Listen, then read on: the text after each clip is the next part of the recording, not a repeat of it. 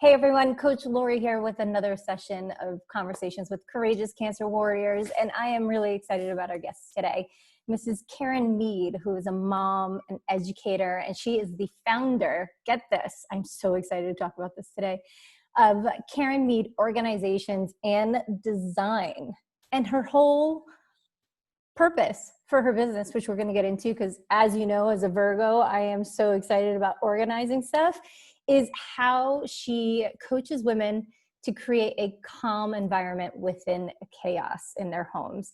So Karen, thank you so much for being here. Thank you so much for having me, Lori. I'm excited to share with you and your listeners today. I am so excited. I was literally like geeking out before this conversation because I never thought of imparting, like, you know, as an organized person, it's just kind of what we do, right? And I never really recognized it as a skill until I was reading what you're up to. And I'm like, this woman is amazing. Like, she's genius. So let's talk a little bit about how you got started. Sure. I got started actually in 2008. Late in the year, it was actually the month that it was announced that the U.S. was in a recession. Mm-hmm. And I remember sitting there at home at my home office thinking, oh my goodness, I'm about to launch a service that I thought at the time was much more of a want than a need. So I was really concerned, but I quickly learned after launching my business that it's definitely a need as well as a want. And so I feel very grateful after having stayed home for a decade when my sons were younger.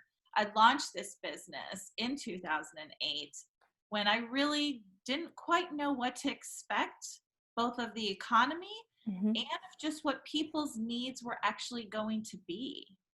Absolutely. And I find that we're back there, right? With the environment that we're in right now, there's a lot of uncertainty of how things are going to go. But you're absolutely right. Like, this is something that is so beneficial, especially with people who are dealing with chronic illnesses. You know, I'm a believer of, you know, a chaotic environment leads to a chaotic mind.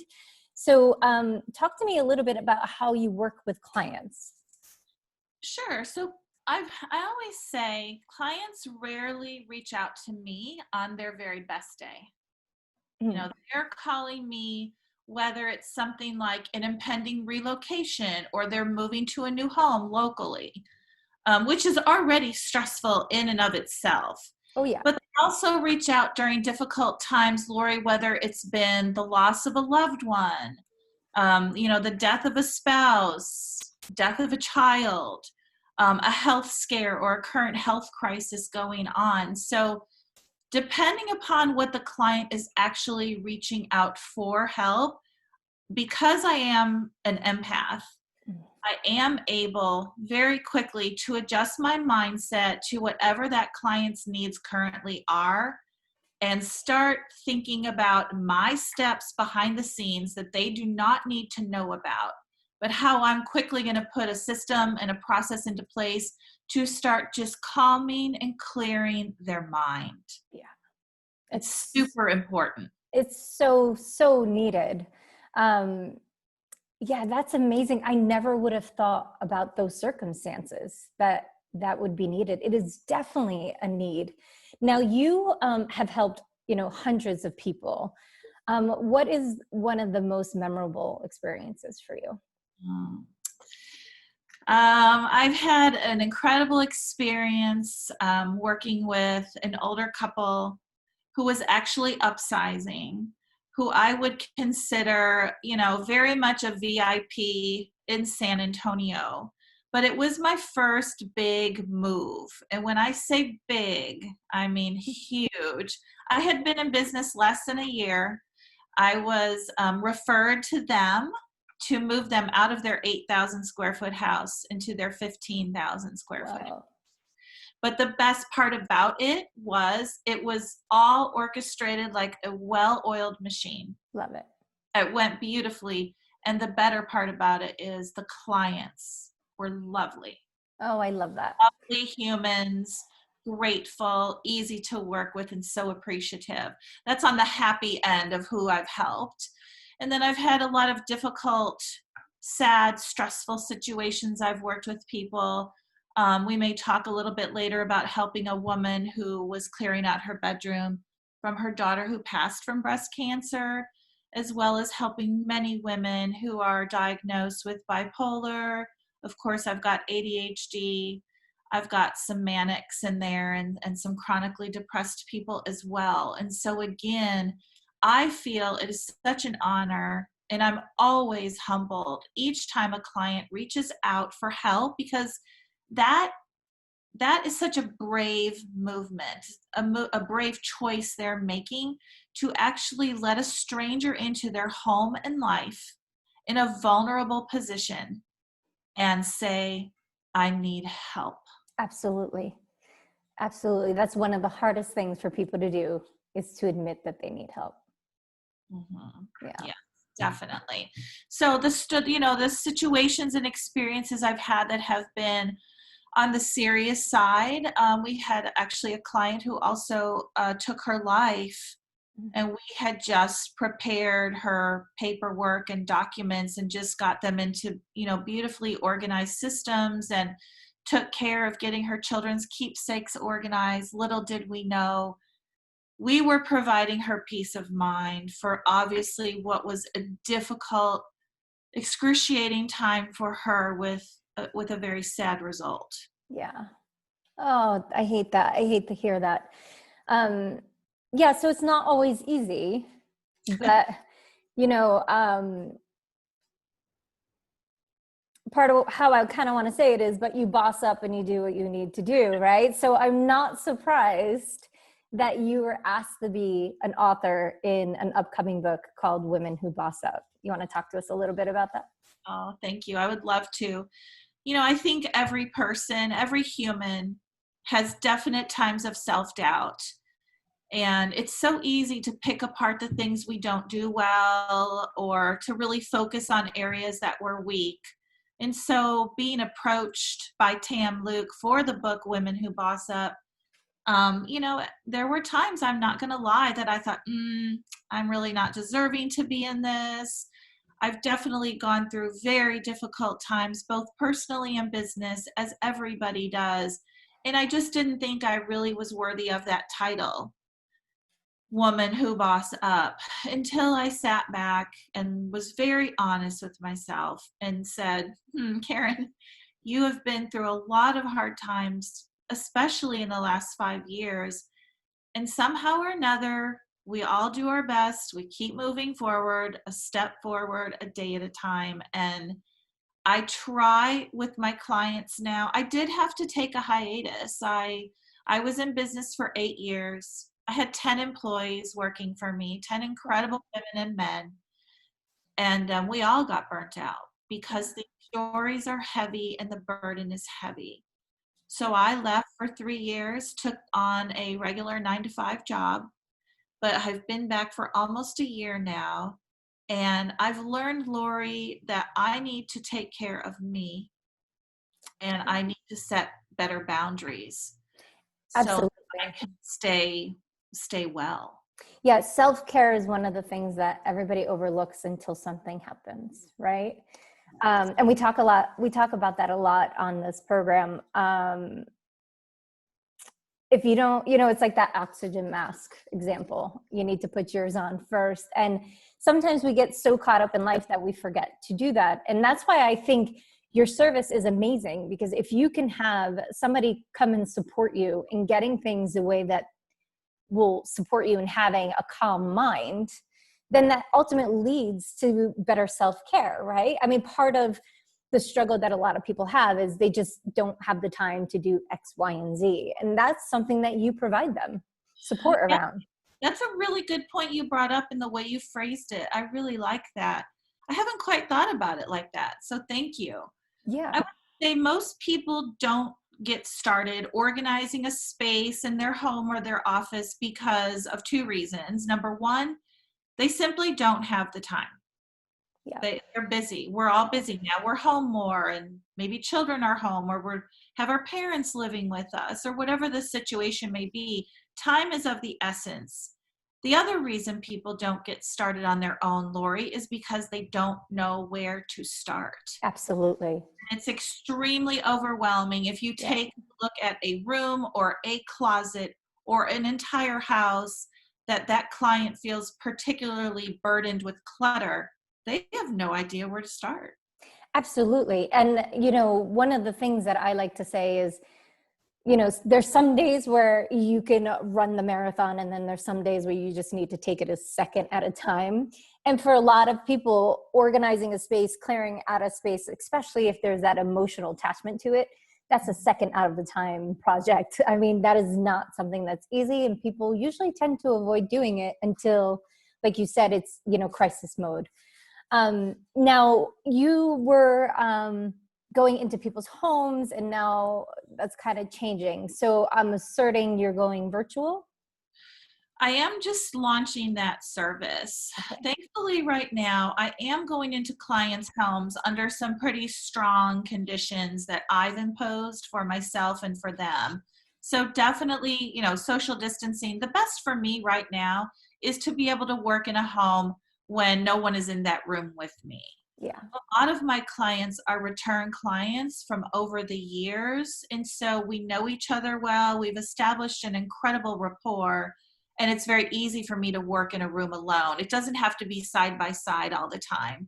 But if I'm working hands-on with a client, of course I'm being careful, socially distancing, masking up.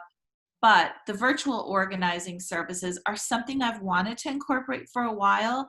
And what better time than the present to kind of kick yourself into doing something and taking that leap of faith and trying something new. So that is just getting underway, as well as kind of establishing a new YouTube channel for myself to start getting people, comfortable and introduced to me and how I go about with my approach of organizing spaces. Oh, I love that idea. Oh, I can't wait to follow you and see what you have to say. Now, oh, Mr. Johnny Nash is saying hi. Oh. So, one of the things too is, you mentioned earlier that you're helping cancer patients, and you have loved ones in your life that are going through a tough time, and you're just supporting them. What is one of the things along that lines that surprised you about your business?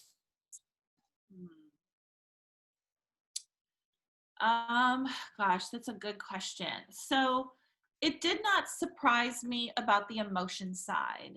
As I mentioned earlier, I am an empath and extremely empathetic as well as sympathetic.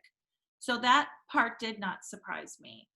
The part that surprised me actually is the willingness for people undergoing cancer treatment of any sort, the willingness that they have to get something settled and in place for themselves. Yeah. Because normally when I work with clients who are not undergoing treatment or having a health crisis, there's a lot of sentiment attached to things. Yeah. Resistance. Yes. I always say one of my taglines is I'm firm but loving. And that's a certain set of client. But when I'm working with a client who's undergoing something serious for themselves or for a loved one, they are that much more eager and ready and willing, and that resistance kind of fades away, which I was very surprised by that. I didn't expect that. They're very motivated to do something. I think Yes. bring the chaos in their mind to calm Yes. in. And it's obviously a very rewarding process to work with somebody in either situation, but someone who's so ready, willing, and able, it's just lovely. And to speak to that, I think part of it is, one, when you're faced with your mortality, you're like, okay, enough with the putting things off. Like, I want things to be the way that I want them to be, and this is how we're going to have it, and I don't care anymore about what other people say. That's one of the sides of it. But then also too, you also realize that a lot of things don't mean anything when you're fighting for your life. If you haven't lived your life that way to begin with, it's a reality that you're at least faced with, and then you make a choice. And it doesn't mean that everybody's like that, but it's just something that I see very, very often. And then, lastly, it's a way to just have control over something. Having a disease that you have no control over, whether it's cancer or, heart disease, it's really difficult.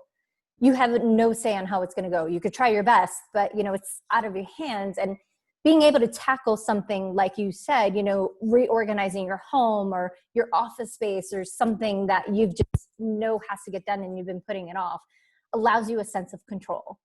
So it's really empowering at the same time for a lot of people to have that chaos no longer be there for them. So, and that's why I believe your service is invaluable. It's absolutely invaluable. Well, thank you.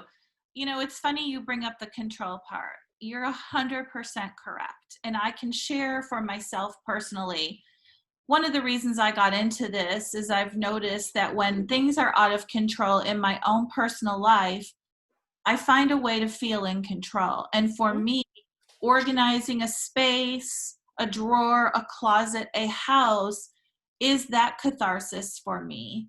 Yeah. And it goes back to being a child in a difficult time of my life, as a young person. And when things are out of control in your environment and you're a child, you really have no control. And so at a very young age, I found that organizing my bedroom or organizing my roommates' apartments in college could bring me control for myself when things felt very chaotic.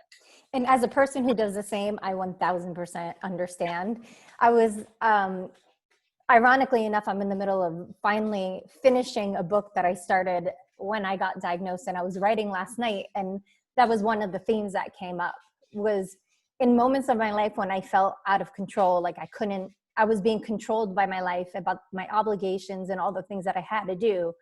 I always found the point of least resistance that I can get rid of.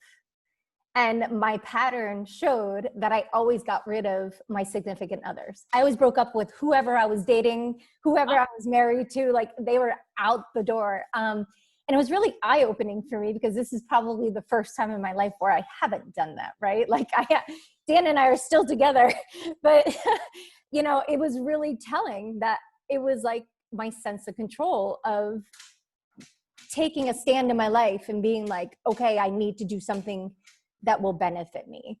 So it's true to, what you're saying. It could be something like organizing or, reading a book or doing something that will bring yourself a sense of peace and calm. I just did it at the expense of others. Sorry, guys. Oh my gosh, Lori, Terrible. I wait to read your book, because what you said about the significant other part just hit me hard. Right? I mean, and you don't realize you're doing it.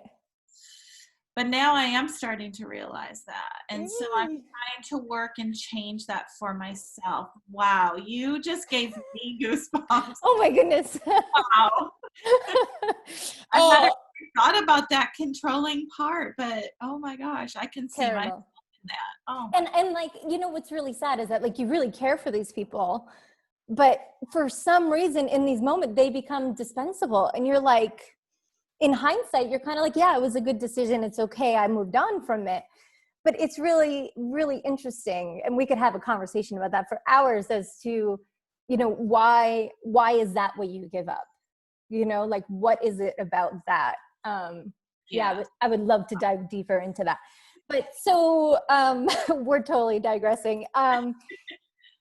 I just want to say, on behalf of everybody who is listening today, thank you so much for what you're up to in the world, and the energy you bring, and the lack of energy, right? The calm that you bring for people, and getting them back to feeling a sense of somewhat normalcy.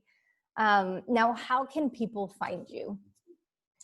Well, the best way to find me would be at my website, which is KarenMeade.com. And from there are social media buttons and everything that people can access, and some new blog posts going up. Really, all my things are kind of underway, under construction a little bit, for some really big changes.